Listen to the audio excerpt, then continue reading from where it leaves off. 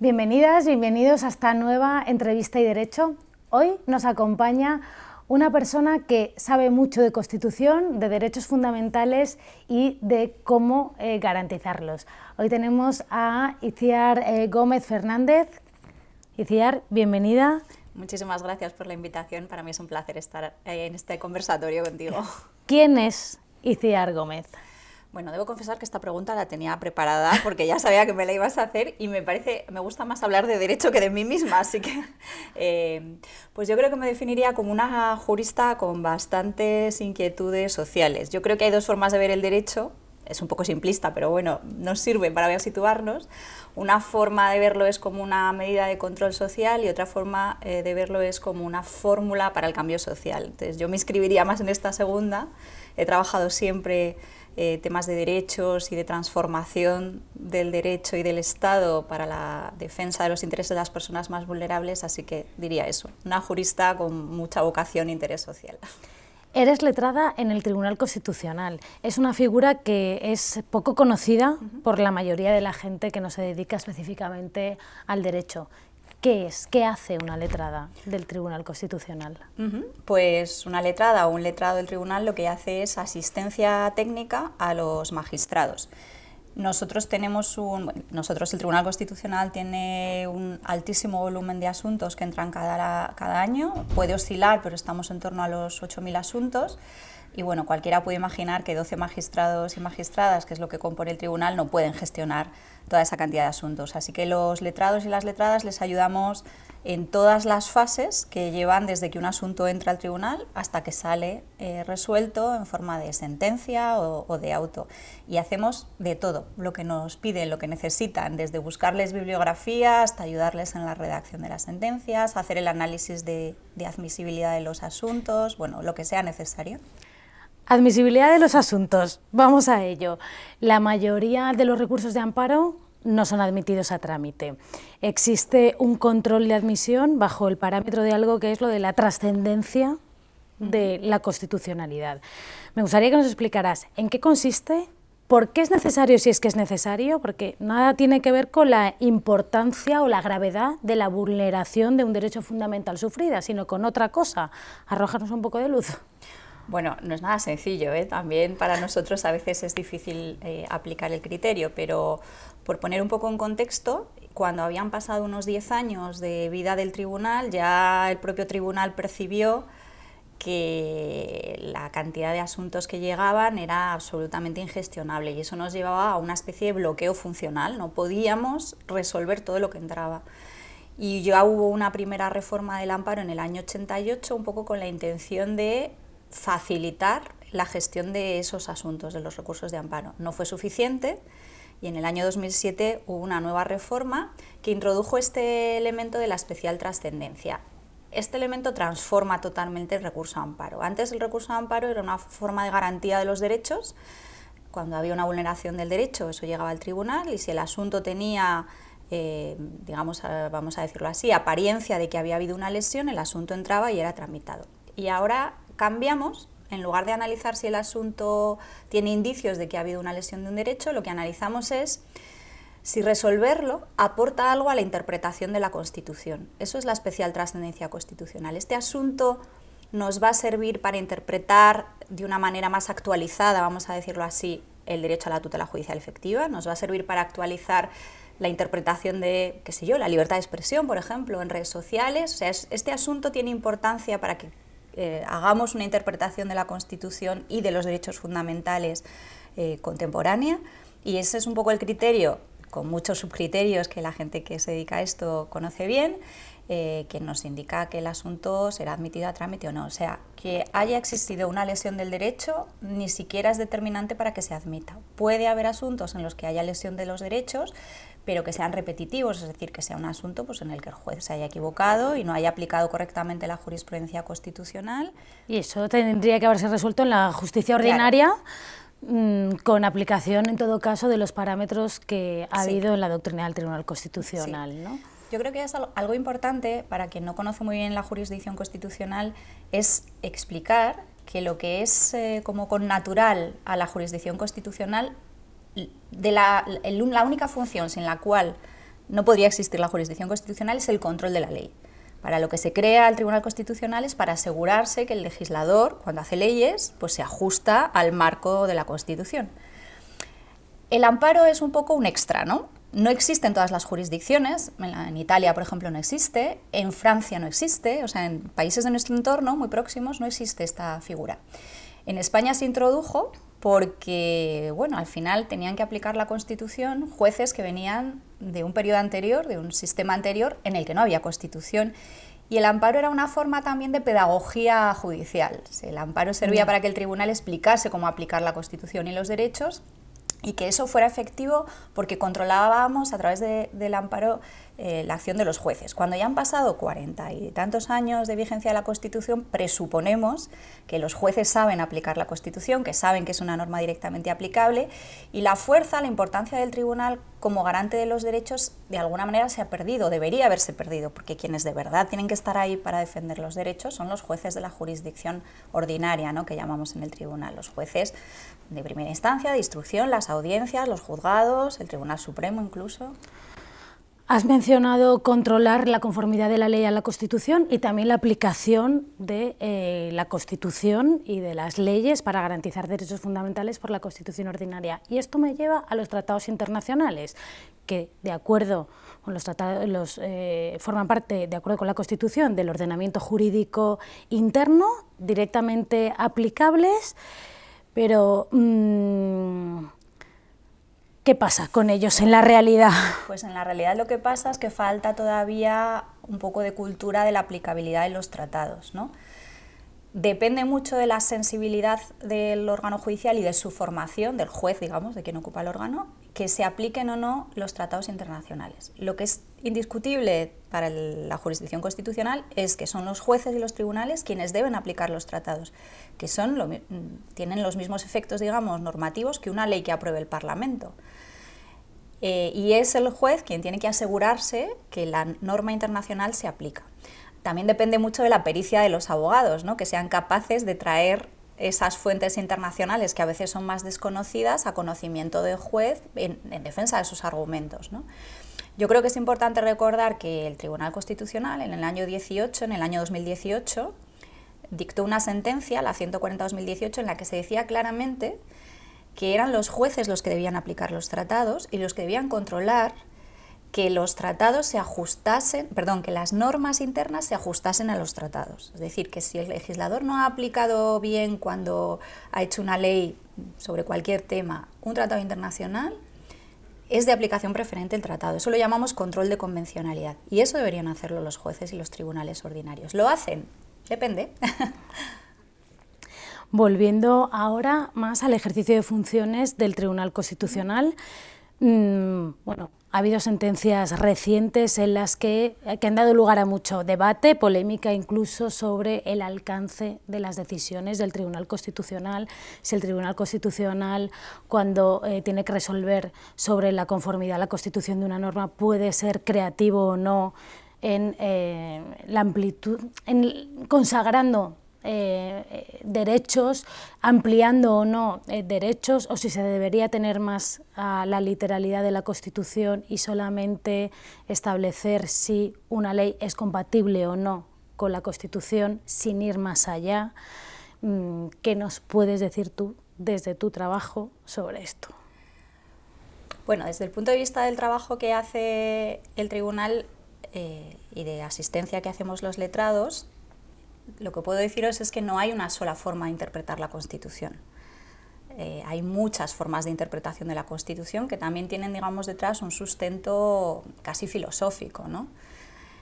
Cómo argumentamos tiene mucho que ver con qué visión tenemos de la posición del tribunal. Entonces, si creemos que el tribunal se tiene que limitar a tratar de entender o explicar lo que el constituyente en el año 78 quiso decir cuando redactó esa cantidad de artículos que componen la Constitución, estamos hablando de una interpretación más literal o más originalista, que también es más conservadora.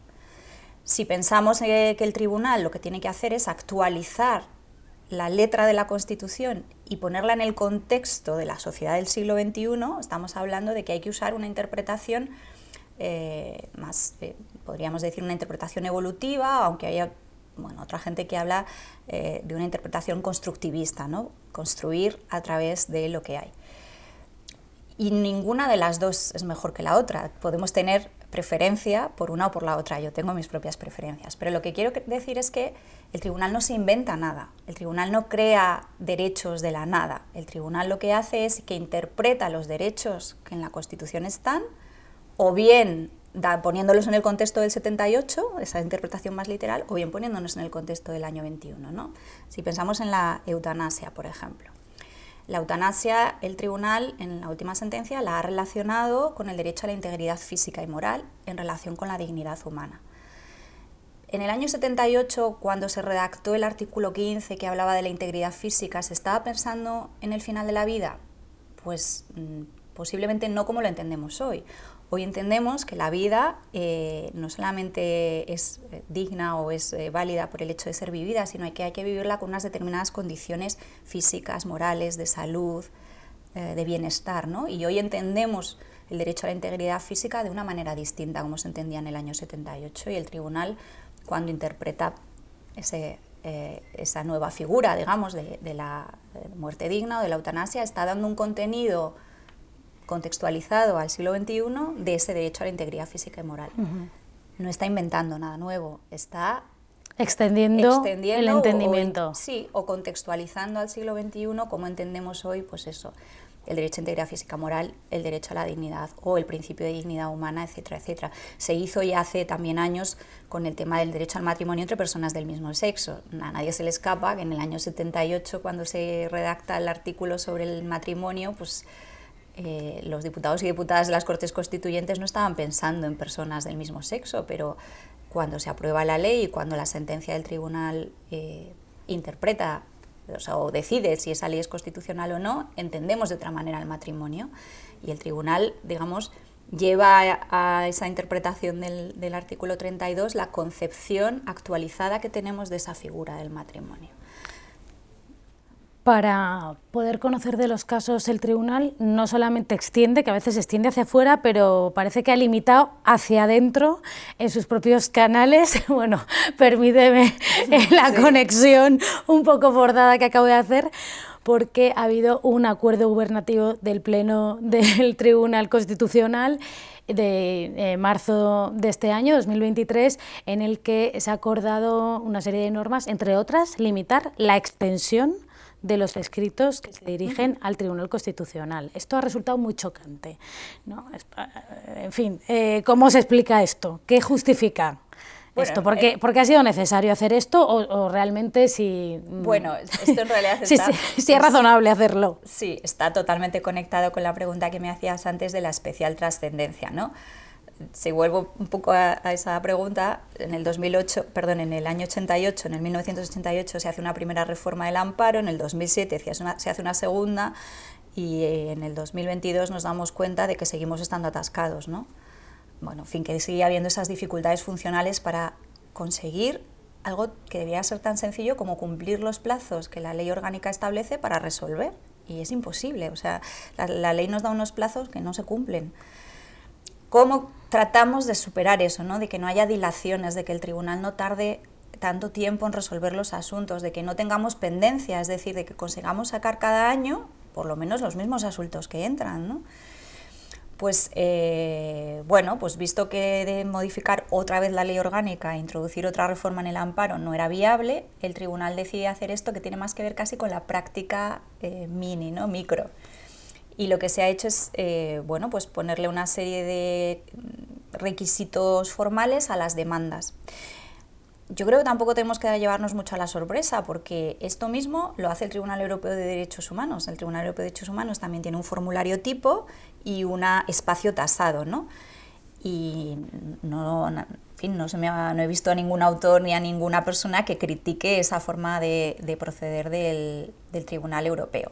Es verdad que el Tribunal Europeo es más pedagógico quizás que el Constitucional, tiene más guías de trabajo, explica mejor cómo es el procedimiento y quizá en eso debiera mejorar un poquito la actividad del Tribunal, pero el hecho de que exista esa limitación de extensión yo creo que ahora se ve como una dificultad porque los abogados y las abogadas no están acostumbrados, pero yo casi creo que es una oportunidad, ¿no? Porque me parece que puede permitir centrar mejor el problema de constitucionalidad y ir como al grano, ¿no? Y permite visualizar mejor para el tribunal, para quienes hacemos el examen de admisibilidad, cuál es el problema constitucional que se plantea. Ahí vemos que todavía falta un poco de cultura también en la abogacía, ¿no? Que se cree en un amplio porcentaje, y creo que eso también explica por qué inadmitimos tanto, que el tribunal es una cuarta instancia, y el tribunal no es una cuarta instancia, el tribunal trabaja los temas, los problemas desde otra perspectiva, que es estrictamente constitucional. Y no siempre se identifica bien esa diferencia, no siempre se identifica bien la dimensión de derechos fundamentales de los problemas. Entonces nos encontramos muchas veces con demandas que reproducen lo que han venido diciendo en la instancia, que lo que vienen a decirnos es, bueno, corrija usted lo que ha hecho la jurisdicción ordinaria, y eso no es el amparo. Entonces es verdad que choca y que al principio hay como una cierta resistencia, pero yo creo que hay que verlo más eso, como una oportunidad de que también la abogacía cambie un poco la perspectiva de cómo se aproxima al amparo, que debería ser solo un último recurso. Yo esto lo explico mucho en los cursos que doy en el Colegio de Abogados de Madrid. El amparo es un fracaso del sistema. O sea, el amparo es como el último recurso cuando no ha funcionado nada de lo que debería haber funcionado antes, cuando no ha funcionado la protección de los derechos en primera instancia, en apelación, en casación, llegamos al Tribunal Constitucional. Pero no deberíamos tener que llegar ahí. O sea, es de verdad la historia del fracaso de lo que ha pasado antes. Y no hay tantos fracasos. El sistema funciona esencialmente bien. Otra cosa es que los jueces no nos den la razón en las pretensiones, ¿no? Pero bueno, eso puede pasar. Estamos ante conflictos entre dos partes. Cuando a uno no le han dado la razón, quiere decir que al otro sí se la han dado. No cualquier desestimación se puede traducir en la lesión de los derechos, ¿no? Creo que eso es otra cosa y que ahí también la abogacía tiene que cambiar un poquito el chip. Estamos repasando un poquito el papel del Tribunal Constitucional, ¿no?, en relación con el amparo, en relación con otras cuestiones. Se está poniendo últimamente por algunas voces, no mayoritarias, pero surgen algunas voces que cuestionan el sentido de la propia existencia o la necesidad de la propia existencia del Tribunal Constitucional. Imagino que defiende su existencia, tampoco voy a prejuzgar, pero bueno, ¿cómo ves esto? O sea, ¿qué sentido tiene que exista un Tribunal Constitucional y cuál es su importancia en tu opinión?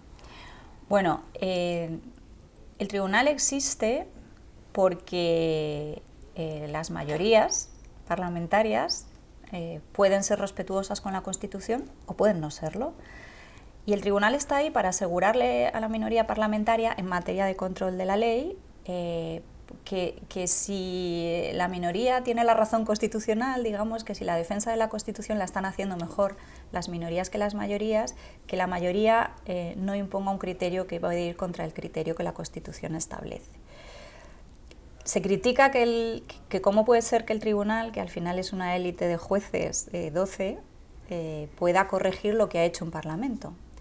También ese discurso estuvo en el origen del procés, ¿no? Que se criticaba que el tribunal hubiera corregido, entre comillas, el estatut que había sido aprobado en referéndum.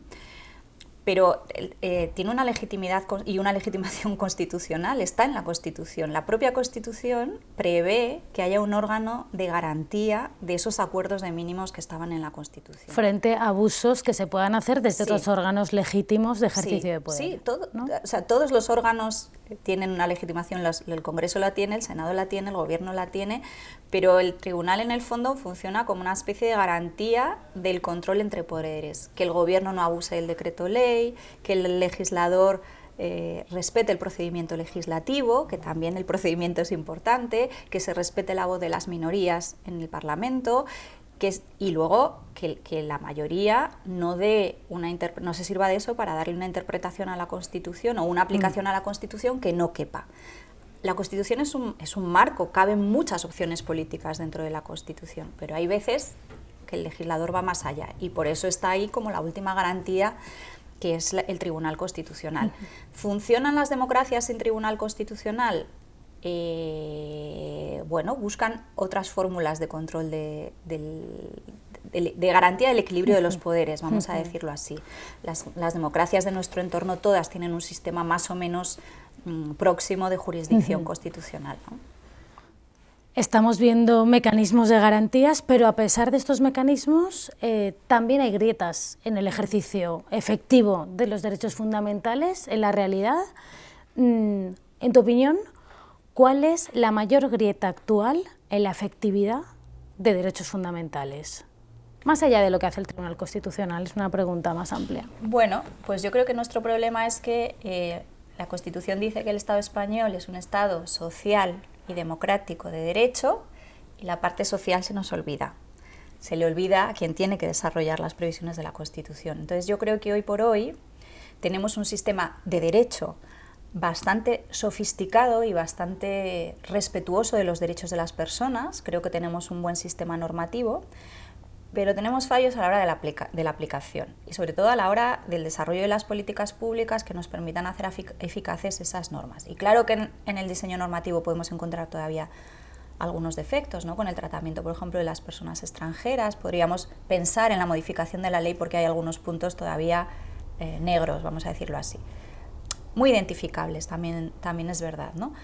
El problema está en cómo hacemos real esa dimensión del Estado social, y para eso necesitamos presupuesto y necesitamos políticas públicas dirigidas a garantizar la igualdad real y efectiva entre todas las personas. Tenemos diferencias, no tan brutales como en otras democracias, pero tenemos diferencias aún que podemos salvar en materia educativa, ¿no? En conseguir una igualdad y una integración realmente a través de la educación, en materia de ejercicio del derecho a la salud, protección del medio ambiente, me parece básico, ¿no? Todas esas cuestiones tenemos cobertura normativa, pero no, somos todos muy conscientes de que ahí faltan cosas y tiene que ver más con la aplicación que con el diseño normativo, ¿no? Pues hablando de cosas que hay para cambiar y ya para finalizar la entrevista, si estuviera en tu mano, ¿qué cambio priorizarías? Bueno, soy constitucionalista, así que me voy a centrar en la Constitución. O voy a obviar lo que he dicho ahora antes de que la clave está en las políticas públicas, y me voy a centrar en la Constitución. Yo creo que cada generación debería tener su propia Constitución, y creo que debería trabajarse en la reforma de la Constitución para incorporar o para actualizar, mejor dicho, sobre todo en materia de derechos. O sea, me parece fundamental integrar, y después de la pandemia, lo que no sé es cómo no hemos hecho todavía, el derecho a la salud en la parte más importante de la Constitución. La protección preferente de los derechos tiene una parte reservada en la Constitución, y ahí no está el derecho a la salud, no está el derecho al medio ambiente y no están los derechos de la infancia ni las generaciones futuras. Si yo pudiera cambiar algo, cambiaría la forma que entendemos de ver los derechos y cambiaría la forma que tenemos de ver los derechos de las generaciones futuras, porque me parece que legislamos y actuamos como si no tuviéramos que asegurar a nuestros hijos y a nuestras hijas un futuro digno en un medio ambiente razonable y con un disfrute más o menos como el que nosotros hemos tenido de los derechos. Si tuviera que escribir mi carta a los Reyes Magos, escribiría eso. Pues con esa petición en favor, o ese deseo, mejor dicho, en favor de los derechos de las generaciones futuras, despedimos a Itziar Gómez. Gracias por venir. Gracias a vosotros. Hasta la próxima entrevista Hay Derecho.